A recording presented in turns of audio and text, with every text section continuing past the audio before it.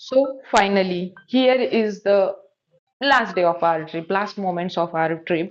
तर असं म्हणत आम्ही परतीच्या प्रवासाला निघालो होतो, पुण्याकडे यायला निघालो होतो सगळेजण. जो काही जातानाचा आनंद होता त्या कम्पॅरेटिव्ह अर्थात प्रत्येक ट्रिपची ही गोष्ट असतेच, की जाताना एक वेगळीच एन्जॉयमेंट असते, पण रिटर्न येताना सगळे अगदी मरगळलेले असतात. आणि we were already in that mood की अरे अभी तो बिछडेंगे सब लोग. तर असं करत आम्ही रिटर्न यायला निघालो. कलिगला तिच्या एका भावाकडे जायचं होतं, त्यामुळे ती तिथेच उतरली आणि सगळेजण तिला बाय करत होते आणि आम्ही देखील सुमितच्या फ्लॅटवर परत आलो. तिथे मग आम्ही सगळ्यांनी एन्जॉय केला, मजा मस्ती केली. सगळेजण अगदी ट्रिपच्या मूडमध्ये होते ट्रॅव्हलरमधनं उतरल्यानंतर परत.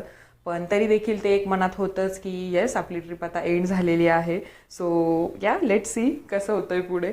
आणि मग नंतर सुमितने काही नाश्त्याला वगैरे चहा पाणी आणलं सर्वांसाठी बाहेरून. हे दोन लेकरं अशी मजा मस्ती करत होते, आनंद घेत होते. सगळेजण वडापाव खात होते, बऱ्याच जणांनी तो खाल्लेलाही नव्हता, त्यामुळे वडापाव खाल्ला. आणि अनुजा आमची अशी छान सगळ्यांसाठी चहा सर्व करत होती, चहा घेतला, गप्पा गोष्टी झाल्या खूप साऱ्या. आता पुढे काय काय करायचं, बाहेरून आलेल्या कलिग्सला कुठे कुठे फिरवायचं काय, त्याच्यासाठीची जरा प्लॅनिंग सुरू होती. आम्ही अर्थात घरीच येणार होतो, आम्ही जाणार नव्हतो कुठेही.